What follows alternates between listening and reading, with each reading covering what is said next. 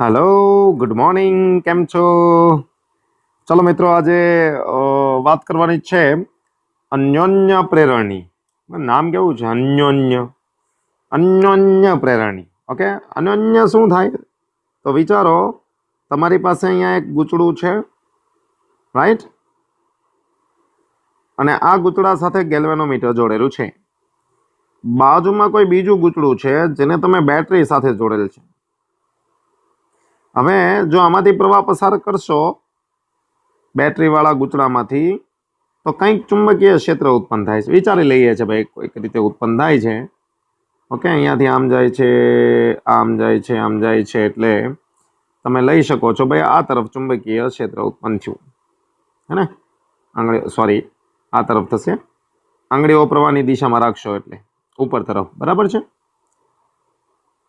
હવે જો હું અહીંયા પ્રવાહ બદલું, આ બેટરી ચલ લઈ લઉં, તો ફ્લક્સમાં ફેરફાર થાય, તો બીજા ગૂંચળામાં પ્રવાહ પ્રેરિત થાય, તો એકને લીધે બીજામાં પ્રેરિત થાય, એટલે અન્યનું અન્ય સાથે સંકળાયેલું ફ્લક્સ હોય એટલે અન્યોન્ય પ્રેરણ કહેવાય.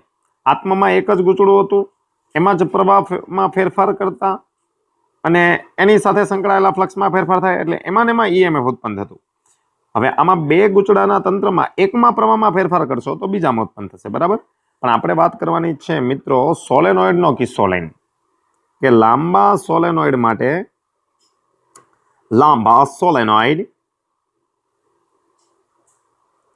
માટે અન્યોન્ય પ્રેરણ અથવા આવું ન પૂછાય તો રેસિપ્રોસિટી થિયરમ સમજાવો. ભાઈ થિયરમો સિયરમ નહીં. ચાલો ભાઈ, કઈ લેવાનું છે નહીં, જરાક આકૃતિ ઉપર ફોકસ કરજો. વિચારો, તમારી પાસે સોલેનોઇડ છે. This is a solenoid. દેખાય છે? દેખાતું જ હોય ને સર. ચાલો, આની ઉપર આવો એક તાર વીંટાળેલો છે. આ દેખાય છે? હા સર, આ દેખાય છે, રાઈટ? Yes, complete. ચલો, એક સોલેનોઇડ તો છે, બીજું ગૂંચળું આની અંદર જ. સમજો, આની અંદર. જેમ કે હું આ સોલેનોઇડની અક્ષ લઈ લઉં, ઓકે, તો બીજું ગૂંચળું આની અંદર. ચલો, બીજું ગૂંચળું લેવા માટે હું કંઈક આ પ્રમાણે લઈ લઈશ, નાનકડું. આ નાનકડો સોલેનોઇડ અંદર દિસ, બંનેની લંબાઈ સરખી. એમાં આપણે તાર વીંટીએ. સર વીંટો ને, મફતમાં છે. હાલો ભાઈ, મફતમાં તાર વીંટીએ. આ ઓલા ઉપરના કેસરી તારની વચ્ચે વચ્ચે બતાવું છું એટલે સમજી શકાય. રેડી? અહીંયાથી આમ નીકળી જશે, બરાબર? બે ગૂંચળા છે. ચાલો, હવે જે ગ્રીન કલરનું તમારું જે ગૂંચળું છે, મોટું ગૂંચળું બહાર, એને હું ક્રમાંક 1 કહું. અને 1 કહું તો એની ત્રિજ્યા કહેવાય R1. આપણે ગ્રીન કલરનું જે ગૂંચળું છે, મોટું ગૂંચળું, મોટો સોલેનોઇડ, એને આપણે 1 કહીએ. અને અંદરનો જે નાનો સોલેનોઇડ છે એને 2 કહીએ. એટલે એનો અર્થ મિનિંગ કે તમે એને સોલેનોઇડ 1 કહી શકો, અંદરનો સોલેનોઇડ છે એને 2 કહી શકો, અને એની ત્રિજ્યા છે ને R2. એની ત્રિજ્યા કેટલી? R2. તો એની ત્રિજ્યા દર્શાવી અઘરી છે, છતાં પણ દર્શાવીએ છીએ ભાઈ R2 અંદરના સોલેનોઇડ માટે, બરાબર છે? રાઈટ? Yes sir.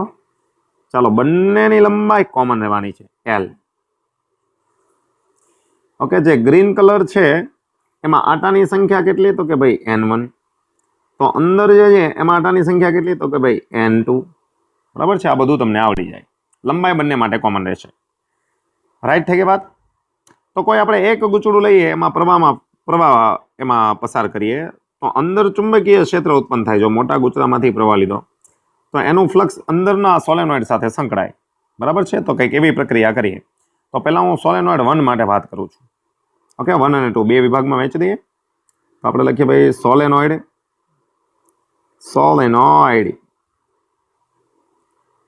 S1, અને આ બાજુ લઈએ સોલેનોઇડ S2. બરાબર છે સર? હવે આ તો હું ફદ્દા જેવું છે, અમને તો આવડે ને. આટા વાટા બધું ઉપર લખી દીધું છે, એટલે અહીંયા કોઈ મગજમારી જ નહીં. ઓકે, અહીંયા એકમ લંબાઈની આટાની સંખ્યા લઈએ. એકમ લંબાઈ દીઠ આંસની સંખ્યા. ચલો બોલો તો ભાઈ મિત્રો, એકમ લંબાઈ દીઠ આંટાની સંખ્યા તમે લખશો n1. ઓકે, ચલો n1 બરાબર શું લખાય? ચલો હું પેલા લખી જ દઉં છું. n1 બરાબર n1 બરાબર કુલ આંટા છેદમાં કુલ લંબાઈ. ઓકે, તો કુલ આંટા કેટલા થશે? n1 into l. This is cool આંટા. મગજના નહીં ભાઈ, અમુકને હોતા નથી. સર તમારે નહીં હોય, અમારે તો છે. વાત કરે છે કે સર? ચાલો અહીંયા જુઓ, અહીંયા સેમ ટુ સેમ કોપી મારવાનું જ ભાઈ. એકમ લંબાઈ દીઠ આંટાની સંખ્યા. અંદરનો સોલેનોઇડ એટલે કોણ ભાઈ? 2. બરાબર છે? n2 by. આ બેઝિક વસ્તુ તમને ખબર હોવી જોઈએ. કુલ આંટા એટલે n2, that is n2l. Is that clear? ચાલો આપણે કેસ લઈએ છીએ, 1 માટે લઈ લઈએ છીએ. આકૃતિને બરાબર ફોકસ કરજો. 1 એટલે ગ્રીન કલર માટે, બરાબર છે? તો અહીંયા કેસ નંબર 1. મિત્રો કયા સોલેનોઇડ માટે તમે વાત કરો છો? S1 માટે. તો S1 માટે, ચાલો S1 માટે પ્રવાહ કેટલો લીધો છે તમે? તો S1 માંથી વહેતો પ્રવાહ હું લઈ લઉં છું I1. ઓકે, ચુંબકીય ક્ષેત્ર S1 નું કેટલું હોય? ચુંબકીય ક્ષેત્ર, તો હું અહીંયા લઈ લઉં છું ચુંબકીય ક્ષેત્ર B1. ભાઈ S1 B1 કેટલો હોય? મુન્ની બદનામ. બસ સર આગળ નહીં. ચાલો ક્લિયર છે? સ્મોલ n હોવું જોઈએ, ખબર છે ને? અને અહીંયા એકમ લંબાઈ દીઠ આંટાની સંખ્યા l into I1. આમાં કંઈ કન્ફ્યુઝન છે હોય ને તો સરને મેસેજ કરજો. ઓકે, સર સોલ્વ કરી દે છે. આટલે સુધી ક્લિયર છે ને? હવે મને કહો, આકૃતિ જુઓ. 1 કેસરી કલરમાંથી પ્રવાહ પસાર થાય છે. હું તમને પ્રવાહની દિશા પણ દઈ દઉં છું. વિચારો, આ પ્રવાહ પસાર થાય છે આ તરફ કેસરીમાંથી. પહેલો કિસ્સાની વાત કરીએ છીએ. તો કેસરી કલરને કારણે ચુંબકીય ક્ષેત્ર કંઈક આ પ્રમાણે હશે, અક્ષને સમાંતર. બરાબર છે? રાઈટ? અહીંયાથી ક્ષેત્ર રેખા દાખલ થતી હશે. આ બહાર છે ને વક્ર બને, અંદર અક્ષને સમાંતર હશે. કમ્પ્લીટ છે? તો મને કહો, 1 સોલેનોઇડ છે કેસરી વાળું, એનું ચુંબકીય ક્ષેત્ર 2 આરે આવ્યું જો. અને 2 છે 2, એ તો બહુ નાનકડો છે. જરાક જુઓ, વિચારાને જુઓ. એનો ક્ષેત્રફળ સદિશ લંબ રૂપે લેવાય આ તરફ.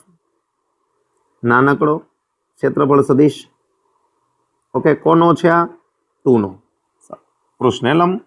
Is that clear? તો એની સાથે સંકળાયેલું ફ્લક્સ લઈએ A2 સાથે. ઓકે, S2 એટલે તો S2 સાથે સંકળાયેલ, શું લખે? સંકળાયેલ ફ્લક્સ. સમજો વાત ને? કોની સાથે? 2 સાથે. તો that is phi2.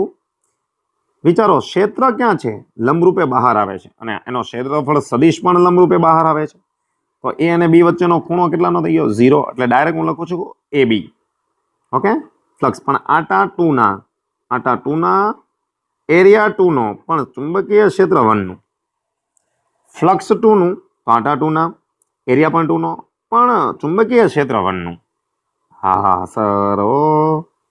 N2, this is A2, B1 ઉપરથી ઉતારો તો μ0 N1 L into I1. કાંઈ વાંધો? નો વાંધો. કેટલું આવે? આ A2 ને લખાય કેટલું ખબર છે? પાઈ R2 સ્ક્વેર લખાશે. R2 સ્ક્વેર બરાબર છે? 2 સાથે હો, એટલે પાઈ R2 સ્ક્વેર લખી દઉં પાક્કું? ચાલો, તો અહીંયા μ0 N1 N2 I1, અને છેલ્લે મેં લખ્યું પાઈ R2 સ્ક્વેર. છેદમાં કોણ આવશે? હેલ. ઓકે, નર્ક છે ને મિત્રો, નર્ક, એને હેલ કહેવાય. હે સર, એવું હોય? હાલ, ઓકે. કેસ નંબર 2 લઈએ. કેસ નંબર 2 બરાબર છે? ચાલો, કેસ જેમ 1 માટે કામ કર્યું એમ 2 માટે કામ કરો. S2 માટે બરાબર છે? ઉલટું વિચારીએ છીએ. ચાલો, રેસિપ્રોસિટી થિયરમ આપણે મેળવવાનું છે. રેસિપ્રોસિટી થિયરમ એટલે હું અહીંયા મ્યુચ્યુઅલ ઇન્ડક્ટન્સ મેળવું છું. તમે આગળ મ્યુચ્યુઅલ ઇન્ડક્ટન્સ કોને કહેવાય? તો તમને ખબર છે, આ ફ્લક્સ છે, ફ્લક્સ phi2, એ વનમાંથી પસાર થતા પ્રવાહના સમપ્રમાણમાં હોય. φ2 ચલે છે I1 અને તમે આ φ2 ને દૂર કરશો, ચલનને દૂર કરશો તો અચળાંક આવશે ધેટ ઇઝ M21 હે. તો અહીંયા તમે લખશો M21 is equal to φ2 upon I1. જો φ2 અપોન I1 M21 તો 2 આવે ને તો અહીંયા ઉપર φ2 આવે, 1 ક્યાં જાય છેદમાં. જેમ કે હું અહીંયા લખું M31 તો ઉપર φ3 આવે ને છેદમાં I1. ઓકે, આને કહેવાય મ્યુચ્યુઅલ ઇન્ડક્ટન્સ. હવે જુઓ તો ઉપર φ2 છે જ, એમાંથી I1 નીકળી જાય તો તમારું સૂત્ર બનશે μ0 M1 N2 R² upon L. Okay, આનો નંબર હું અહીંયા આપી દઉં છું કેમ કે આની આપણે સરખામણી કરશું. રાઈટ. હવે અહીંયા S2 માટે જાઓ. હવે S2 માટે ઉલટું વિચારવાનું ભાઈ. હવે ઉપર જે પ્રવાહ જતો હતો એ બંધ કરી દો 1 માટે. હવે 2 માં પ્રવાહ જાય છે. કેટલો જાય છે? I2. તો 2 નું ચુંબકીય ક્ષેત્ર ઉત્પન્ન થાય. હા સર થાય. કેટલું થાય? તો કે ભાઈ B2 કેટલો આવે? μ0 N2 I2. Okay, μ0 N2 upon L I2. Ready છે? ઓકે, હવે તમે જરાક ધ્યાનથી વિચારો અને આકૃતિ જુઓ. ભાઈ પ્રવાહ હવે જો અંદરના S2 સોલેનોઇડમાં જાય તો ક્ષેત્ર રેખા S2 ના એરિયામાંથી જ નીકળે, આટલા એરિયામાંથી ક્ષેત્ર રેખા સમજાય છે, એની અક્ષને સમાંતર આવશે અંદર. બરાબર. તો મને કહો બીજા મોટા સોલેનોઇડ આરે તમે ફ્લક્સ ગણશો તો એરિયા તો આટલો જ કવર થશે 2 નો. બરાબર થઈ ગઈ વાત? હા સર. તો હવે આપણે S1 સાથે સંકળાયેલું ફ્લક્સ લેવાનું છે. S1 સાથે સંકળાયેલ ફ્લક્સ. ભાઈ બરાબર છે ને? અધવચ્ચેથી વિડીયો મૂકો નહીં એને, નકર લોચા પડી જાય, લોચા. ચાલો, કોના સાથે? 1 સાથે. 1 સાથે તો NAB, N2 સોરી N1 આટા પણ 1 ના, એરિયા પણ 1 નો, અને શું આવશે? B2 નો. બરાબર છે? B2 નો. Is it clear? ઓકે, ચલો ભાઈ આ સંકળાયેલું ફ્લક્સ કોનું હતું? આ 2 સાથે. ઓકે, 1 સોલેનોઇડમાંથી પ્રવાહ અને 2 સાથે. મેં કંઈ અહીંયા મિસ્ટેક કરેલી છે? યસ, બરાબર છે. ઓકે, હવે જુઓ S1 સાથે સંકળાયેલું ફ્લક્સ તો આટા N1, ક્ષેત્રફળ કોનું? S1 નું. S1 તો મોટો છે પણ એના કેટલા એરિયામાંથી જ બહાર નીકળે છે એટલે અહીંયા A2 આવશે. આ લોચો ન પડે, ધ્યાન આપજો. બરાબર છે? સરે કોઈ મિસ્ટેક નથી કરી. ચાલો કમ્પ્લીટ હે ને? કેમ?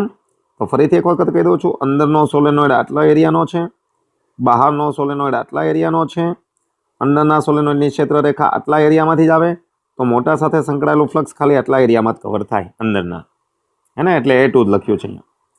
ચાલો કિંમત મૂકીએ. N2 A2 એટલે તમે શું લખો? πr2². B2 એટલે કોણ? તો μ0 N2 L I2. રેડી છે? ગોઠવો. μ0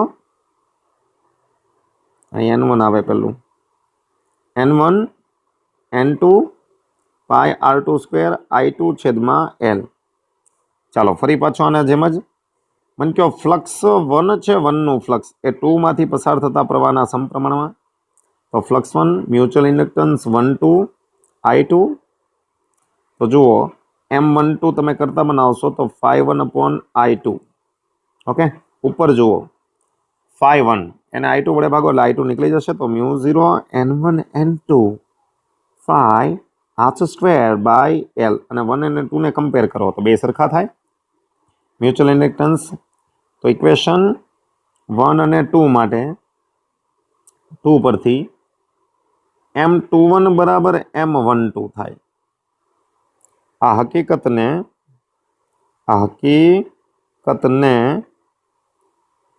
રેસિપ્રોસિટી થિયરમ કહે છે. આનો મિનિંગ શું થયો? તો ભાઈ પહેલામાં મોટા સોલેનોઇડમાંથી પ્રવાહ પસાર કરો અને નાનકડા સોલેનોઇડમાં તમે ફ્લક્સ લ્યો, અથવા તો નાનકડા સોલેનોઇડમાં પ્રવાહ લ્યો, મોટા સાથે ફ્લક્સ લ્યો, તો એનું મ્યુચ્યુઅલ ઇન્ડક્ટન્સ સરખું જ થાય બંને કિસ્સામાં. ઓકે, આમાં તમને એવું કહેતો કીધું તું ભાઈ અનન્ય પ્રેરણ કોને કહેવાય? અનન્ય પ્રેરણ. ઓકે, અન્યનું અન્ય સાથે. તો અનન્ય પ્રેરણ કોને કહેવાય? સમજજે વાતને. તો ભાઈ કોઈ એક ગુચડા બે ગુચડાના તંત્રમાં કોઈ એક ગુચડા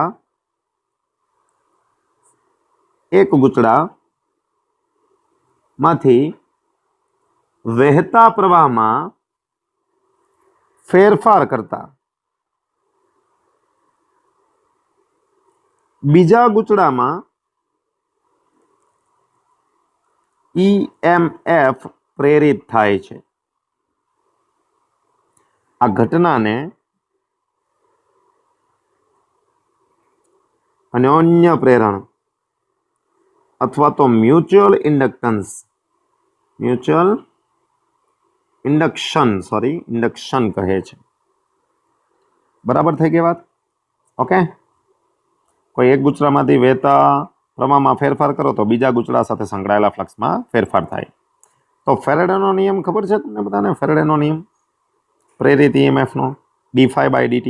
તો કોઈ પણ M21 તમે લીધેલું છે, ઉપર ધારો કે તમે M21 લીધેલું છે, M21 એટલે ∅2/I1, બીજાનું ફ્લક્સ પહેલાનો પ્રવાહ. બરાબર છે? આ ક્યારેય નહીં બદલાય, આ અચળ હોય.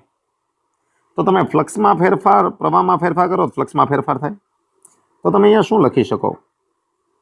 ∅2 = M21I1. તો અહીંયા લખાય d∅2/dt, that is M21 dI1/dt. Okay, તમારા પ્રેરિત EMF કેટલો આવશે? આ ફેરેડેનો નિયમ છે.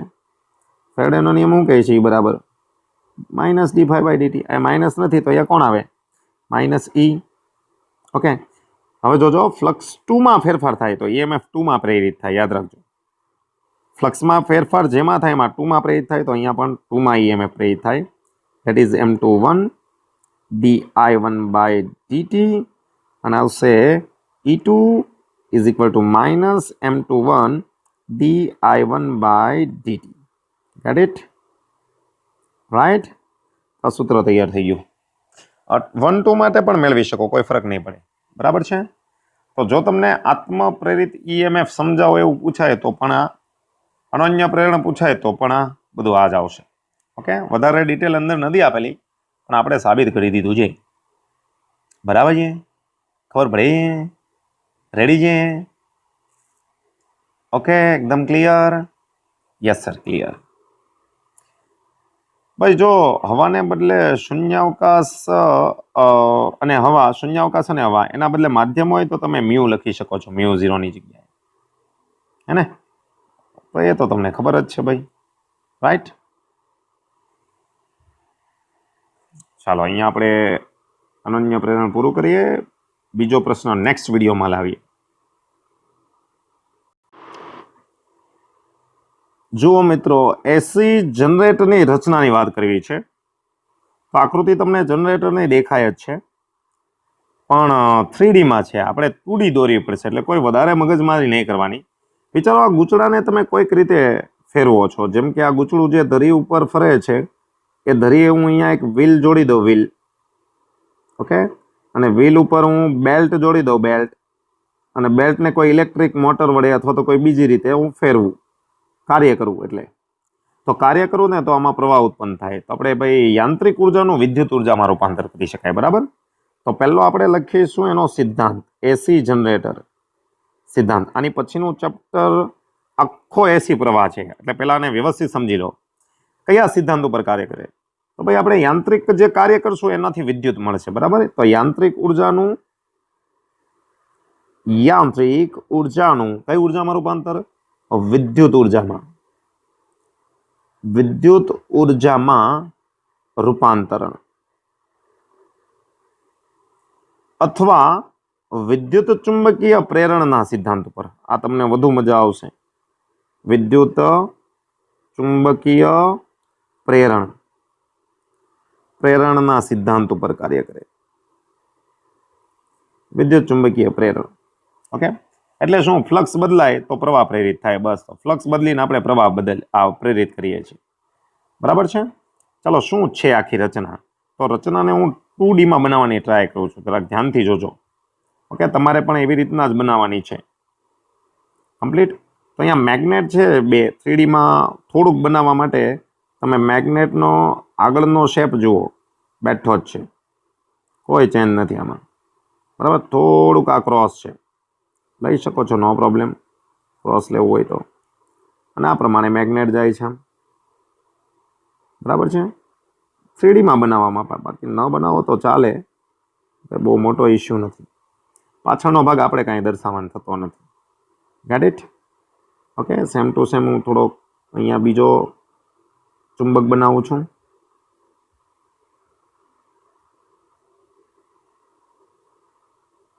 ચાલો, એકદમ એ પેરેલલ છે, તમને દેખાય નહીં. બરાબર છે, સમાંતર જ છે, તમે જોઈ શકો નહીં. રેડી? આ એક એન ધ્રુવ તરીકે વર્તે અને એક એસ ધ્રુવ તરીકે. અને એમાંથી જે ક્ષેત્ર રેખા આવશે ને ભાઈ, એ એન થી એસ તરફ આવશે. બરાબર છે, જે પણ આપને દેખાવાની નથી થતી. એટલે અહીંયાથી સીધી આ તરફ જશે, સીધી આ તરફ જશે અને સીધી આ તરફ જશે. ઓકે, આ ચુંબકીય ક્ષેત્ર રેખા જશે. તો ચુંબકીય ક્ષેત્ર કંઈક આ તરફ હશે, એન થી એસ. ઓકે, અને વચ્ચે એક ગૂંચળું પરિભ્રમણ કરે એવું એક ધરી ઉપર મુક્ત રીતે ભ્રમણ કરી શકે તેમાં છે. તો અહીંયાથી એક આપણે ધરી લઈએ, એક ગૂંચળું પરિભ્રમણ કરે તે રીતના.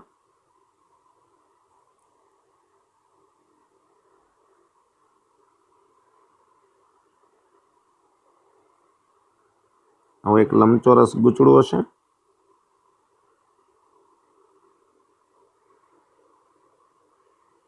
બરાબર છે. અહીંયા પેલી રિંગ છે, રિંગ એને ટચ કરીને તાર જો આ ટચ કરે છે, અહીંયા આવી રીતના આમ ફરતું હશે, ટચ કરીને તાર, જેથી કરીને રિંગમાં આટા ન ચડે. બરાબર, તો એને સ્લીપ રિંગ કહેવાય. એમાં સ્લીપ કરે આ તારો, આ જે ડોટ છે, ડોટ એ અંદર અહીંયા એક સ્લીપ રિંગ તમે બનાવશો, એને ટચ કરતું કરતું ભ્રમણ કરે. ઓકે, તો અહીંયા એક સ્લીપ રિંગ અને એક સ્લીપ રિંગ અહીંયા હશે, બે સ્લીપ રિંગ થઈ. રાઈટ? કમ્પ્લીટ? ઓકે છે.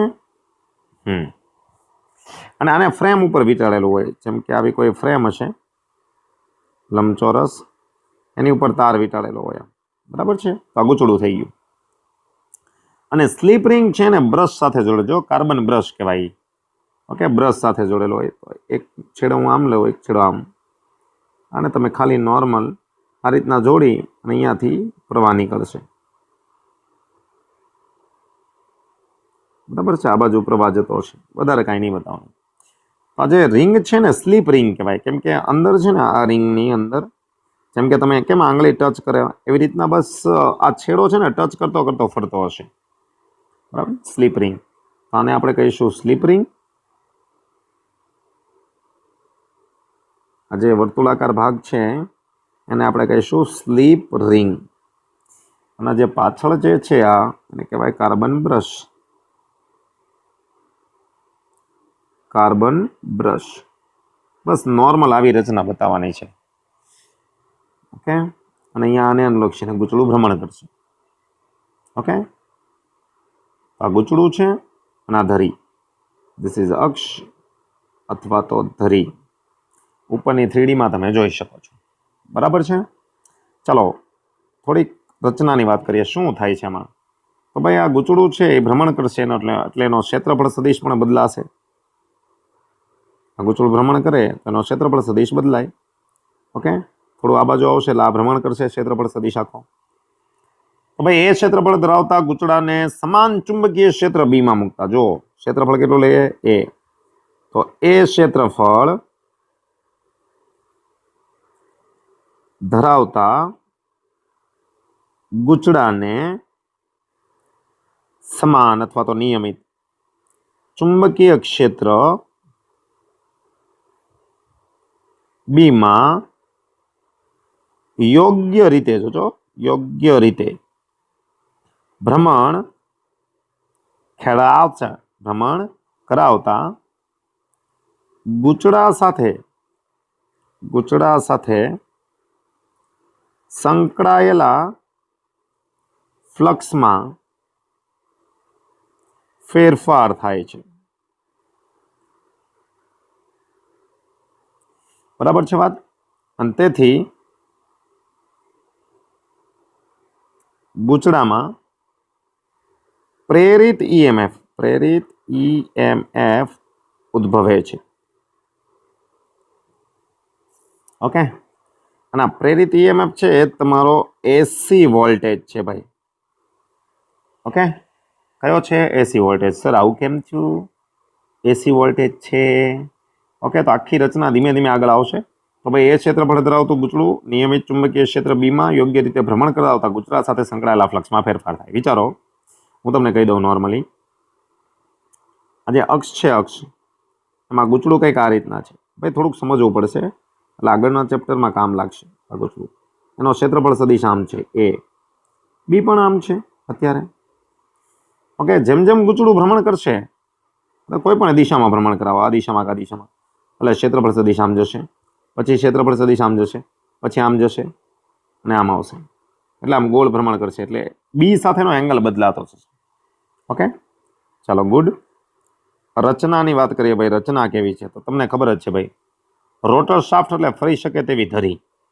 તો રોટર શાફ્ટ પર જડિત કરેલ વાહક ગૂંચળું મુક્ત રીતે ભ્રમણ કરી શકે તેમ ગોઠવેલ છે. ઓકે, ધરી ઉપર રોટર શાફ્ટ પર ભ્રમણ કરી શકે તેવું ગૂંચળું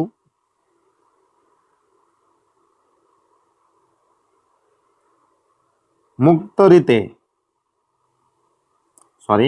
રોટર શાફ્ટ પર જડિત કરેલું ગૂંચળું. જડિત એટલે કે જેટલી ધરી પડશે ને એટલું ગૂંચળું ફરશે. ઓકે, જડિત કરેલું ગૂંચળું મુક્ત રીતે ભ્રમણ કરી શકે તેમ ગોઠવેલ છે. ક્લિયર આટલી વાતો? આગે બઢે. ગૂંચળાની ભ્રમણાક્ષ ચુંબકીય ક્ષેત્રને લંબ છે ભાઈ, તો લંબ જ રહેવાની છે ને, ચુંબકીય ક્ષેત્ર આમ જ રહેવાનું. તો ગૂંચળાની ભ્રમણાક્ષ આનું કાંઈ જરૂર નથી, લખો ન લખો તો. ભ્રમણાક્ષ ચુંબકીય ક્ષેત્રને લંબ છે.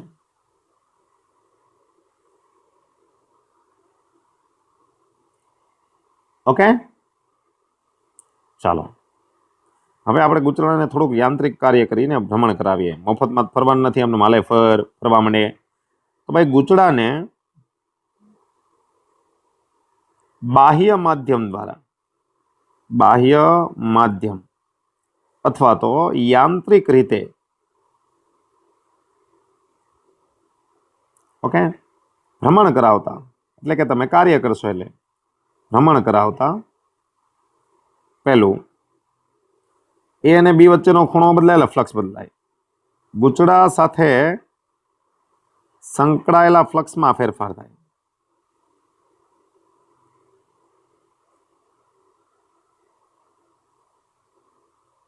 રાઈટ વાત છે ને ભાઈ? એ અને બી વચ્ચેનો ખૂણો બદલાશે એટલે, અને ગૂંચળામાં ઈએમએફ પ્રેરિત થાય છે.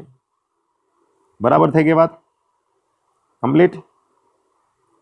ચાલો હવે ગૂંચળાના બે છેડા જુઓ. તો ગૂંચળાના બે છેડા સ્લીપ રિંગ અને બ્રશ દ્વારા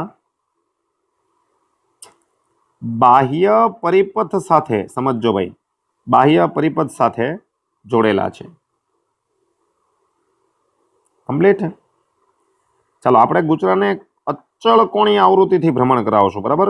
એટલે ગૂંચળાને અથવા તો ગૂંચળાના ભ્રમણની કોણીય આવૃત્તિ ફિક્સ રાખશું. કોણીય વેગ, ભ્રમણનો વેગ ઓમેગા. ચાલો થીટા બરાબર શું લખાય? Sir omega T. ઓમેગા બરાબર થીટા અપોન ટી. બરાબર છે? કારણ કે ઓમેગા કેવું? અચળ. સમય બદલાય, એંગલ વધશે. એ તો તમને ખબર જ છે. એંગલ આખું ભ્રમણ કરે એટલે 2π, પછી ફરી પાછો વધે. है ने।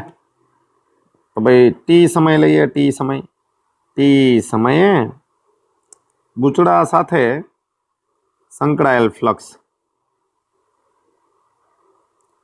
વિચારી લઈએ. ખાલી રચના પૂછ્યું હોય ને તો આ લખવાની જરૂર નથી, તો અહીંયા સુધી પૂરું, અહીંયા રચના બરાબર છે, પણ આપણે સમજાવવાનું છે ફ્લક્સ. ચાલો, ફ્લક્સનું સૂત્ર શું આવે? A dot B that is NAB sin theta, है ना। અને થીટા બરાબર, સોરી ડોટ ગુણાકાર છે cos, અને થીટા બરાબર ઓમેગા ટી, બરાબર છે? Yes sir. હા, ઓમેગાને ઘણી વખત આવું વી કહે છે, ધ્યાન આપજો. સોરી, આવૃત્તિની. ફ્લક્સમાં તો ફેરફાર થાય, તો ફેરેડે શું કહે છે? EMF પ્રેરિત થાય. સમય સાથે ખૂણો બદલાવાનો જ છે, ભ્રમણ થાય એટલે. આપણે લઈએ d∅/dt. n ન બદલાય, a ન બદલાય, b તો કોન્સ્ટન્ટ છે, તો અહીંયા આવશે d/dt cos ઓમેગા ટી. ચાલો આનું વિકલન કરીએ. NAB કોસનું માઇનસ સાઇન, એટલે માઇનસ સાઇન આગળ લઈ લઉં છું, રેડ કલર જો, માઇનસ કોસનું થઈ ગયું સાઇન ઓમેગા ટી. ચાલો, ફેરેડે શું કહે છે? ફેરેડે તો લઈએ ભાઈ, ફેરેડેના નિયમ મુજબ શું લખાય? E બરાબર minus d∅/dt.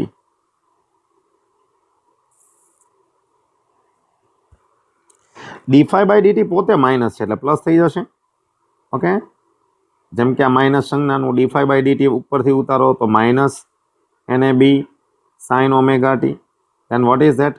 NAB sin omega T. તો આવું EMF પ્રેરિત થાય, ગૂંચળું ભ્રમણ કરે ને તો. અને ભ્રમણ કરે એની આવૃત્તિ ઓમેગા. ઓકે, ઓમેગા એટલે 2πf અથવા તો 2π/t. Get it? ઓકે, કોણી ઓમેગા, આવૃત્તિ f. એટલે 1 સેકન્ડમાં જો 10 ભ્રમણ કરે તો ફ્રીક્વન્સી 10 કહેવાય.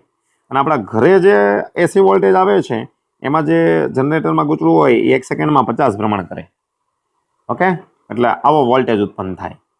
આને થોડુંક સાદરૂપ આપીએ તો અહીંયા લખેલું છે E0. E0 એટલે આગળની બધી જ વેલ્યુ જે અચળ હોય. ઓમેગા ટી, જ્યાં E0 બરાબર NA, આ ઓમેગા લખવાનું રહી ગયા ભાઈ. કોસનું સાઇન વિકલન કરશો એટલે કોસનું આવશે ને અહીંયા ઓમેગા આવશે, જો ઉપરથી કોસનું સાઇન ને ફરી પાછો ઓમેગા ટીનો સહગુણક ઓમેગા, એટલે અહીંયા આવશે NAB omega sine omega T, અહીંયા આવશે ઓમેગા, એટલે અહીંયા આવશે NAB ઓમેગા. બરાબર થઈ ગઈ વાત? રેડી? અને મેક્સિમમ કહેવાય, મેક્સિમમ EMF. કેમ કે સાઇનની વેલ્યુ તો 1 થાય, તો મેક્સિમમ EMF આટલું મળે. ઓકે, EMFનું મહત્તમ મૂલ્ય, EMFનું મહત્તમ મૂલ્ય. Gate this? કમ્પ્લીટ? ઓકે, હવે શું થાય? EMF કેવું છે જુઓ તો. સાઇન વિધેય તમને ખબર છે કેવો મળે? હા સર, અમને ખબર છે સાઇન વિધેય કેવો મળે. તો સમય સાથેનો આલેખ દોરશો તો કંઈક સાઇન વિધેય આવો મળશે. આનો મિનિંગ શું? પ્લસ અને માઇનસનો મિનિંગ શું? તો ગૂંચળું છે, ગૂંચળું સમજો, ગૂંચળું આ એ છે અને આ બી છે. બી તો રહેવાનો, એ બદલાય.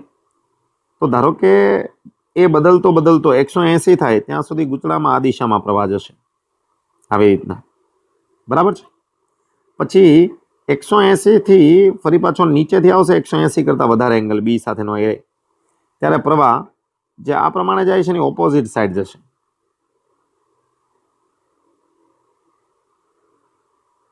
આવી રીતનું. ઓકે,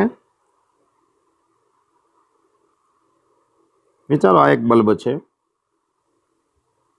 અહીંયા તમે એસી વોલ્ટેજ જોડો, જનરેટરમાંથી મળતો વોલ્ટેજ એસી. હવે આવો, હવે બેટરીમાં એક જ દિશામાં પ્રવાહ જાય. અહીંયા એસીમાં પ્રવાહ કેટલો જાય? તો ધારો કે એસી વોલ્ટેજની આવૃત્તિ 10 છે. કેટલી છે? 10. અને એક દોલન કહેવાય. તો 1 સેકન્ડમાં આવા કેટલા દોલન કરે? 10 દોલન.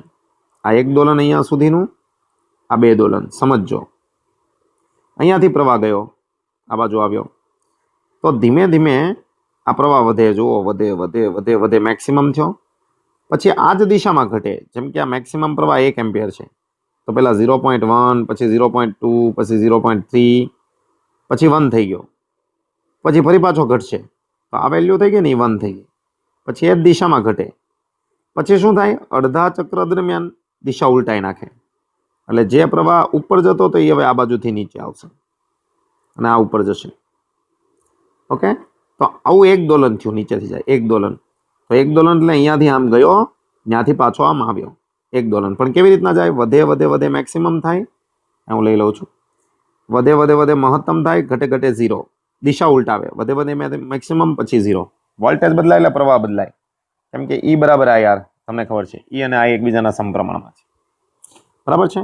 હવે જો આવૃત્તિ 10 હર્ટ્ઝ હોય તો એક દોલન થયું, ટીંચિંગ ટીંચ ગયા, ત્યાંથી પાછા આમ આવ્યા, આવા 1 સેકન્ડમાં 10 દોલન થાય. આપણા એસી વોલ્ટેજની આવૃત્તિ કેટલી છે, 50 હર્ટ્ઝ, 1 સેકન્ડમાં 50. તો બધા પ્રવાહ આવી રીતના રિવર્સિબલ હોય, ચીક ચીક ચીક ચીક સર્કિટમાં આવા પ્રવાહ જતા હોય છે ને, મજા આવે એવું.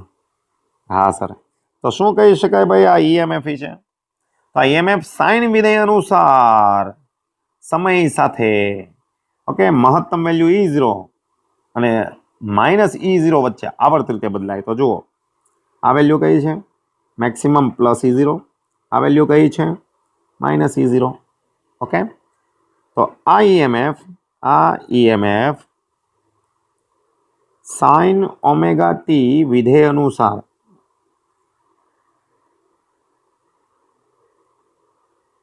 -E0 થી +E0 વચ્ચે આવર્ત રીતે બદલાય છે. એટલે તને ઉલટ સુલટ કહેવાય. પહેલા વધે મેક્સિમમ થઈને 0 થાય, પછી દિશા ઉલટે મેક્સિમમ થાય 0, ફરી પાછું રિપીટેશન થાય. ઓકે, અને આથી આ ઈએમએફ ને એસી વોલ્ટેજ કહે છે. ભાઈ પ્રવાહ સમય સાથે બદલાય એટલે એસી. Get it? તો કંઈક આવું આવે આ સૂત્ર, E બરાબર E0 NAB ઓમેગા. ઓકે, તો આ થઈ ભાઈ એસી જનરેટરની વાત. આ કેવી રીતના થાય એ તમારે ચેક કરવું હોય તો જુઓ, ગૂંચળું છે, ગૂંચળું એનો ક્ષેત્રફળ સદિશ આમ છે, બી પણ આમ છે. ઓકે, સમજો, ગૂંચળું આવી રીતના છે. હવે ધારો કે ગૂંચળું આવી રીતના સમતલમાં થયું, એનો ક્ષેત્રફળ સદિશ આમ, બી ક્યાં છે, બી આ તરફ છે, જોજો બી આ તરફ છે. ઓકે, ચાલો, પ્રવાહ કઈ દિશામાં પ્રેરિત થાય, તો ફ્લક્સ જો આમાં ઘટે છે તો એને વધારવાનો પ્રયત્ન કરે. સમજ પડે છે? ગૂંચળું છે ને, ગૂંચળું આવી રીતના છે આમ, એનો ક્ષેત્રફળ સદિશ, તો અહીંયાથી ક્ષેત્ર રેખા તો બહાર નીકળે છે. હવે જ્યારે ગૂંચળું સમતલ બની જાય આવી રીતના આમ, ત્યારે ફ્લક્સ ઘટ્યું, કઈ તરફ ઘટ્યું, ડાબી તરફ, એને વધારવાનો પ્રયત્ન કરે. થોડુંક ક્રોસ રાખો ને આમ, એટલે એને તો આ દિશામાં પ્રવાહ પ્રેરિત થાય. પછી ઉલટી દિશામાં આવે, જ્યારે ફરી નીચે આવશે ત્યારે પ્રવાહની દિશા ફરી પાછી ઉલટાઈ જાય. એને તો પહેલા ફ્લક્સ શું થાય, ઘટે ઘટે ઘટે ઘટે, પછી પાછું દાખલ થાય, વધે વધે વધે વધે, એટલે પ્રવાહની દિશા બદલાય છે, ફ્લક્સનો ફેરફાર ઉલટાય છે. એટલે કમ્પ્લીટ. તો આ ભાઈ છે તમારું એસી જનરેટર, બરાબર. અને છેલ્લો સવાલ બાકી છે એસી જનરેટરનો. ઓકે, પણ આઈ થિંક કે સાથે ચલાવી દઉં તો લેક્ચર થોડો મોટો થઈ જશે. એટલે એસી જનરેટરનો બીજો જે સવાલ છે, કેવી રીતના બદલાય છે, એની વાત નેક્સ્ટ લેક્ચરમાં કરીશું. ક્લિયર? ઓકે, તો આઈ થિંક કે તમને બધાને સમજાઈ ગયો હશે. એસી જનરેટરમાં પ્રેરિત થતા ઈએમએફનું સૂત્ર શું? E બરાબર E0 sine omega T. Omega T એટલે ગૂંચળાના પરિભ્રમણની આવૃત્તિ. જેટલી ઝડપથી ગૂંચળું ફેરવો એટલી ઝડપ વાળો એસી વોલ્ટેજ મળે. ઓકે, તો તમે અત્યારે જે એસી વોલ્ટેજ ઘરમાં વાપરો છો એ જનરેટરથી જ આવે છે. અને જનરેટરમાં ગૂંચળું જે સ્પીડેથી ફરે છે એ સ્પીડે તો એ કોણીય ઝડપથી આવે. Okay, ready? ચાલો, તો આઈ થિંક કે બધાને સમજ પડી ગઈ હશે. જો તમને ગમે તો લાઈક કરો, શેર કરો, સબસ્ક્રાઈબ કરો, અને કાંઈ સજેશન હોય તો કોમેન્ટ કરો. ઓકે, જય હિન્દ, જય ભારત, વંદે માતરમ. અને નેક્સ્ટ લેક્ચર કદાચ હું દાખલાનો લઈશ. ઓકે, અને દાખલામાં હું લાઈવ આવીશ. તો મિલતે હૈ બ્રેક કે બાદ.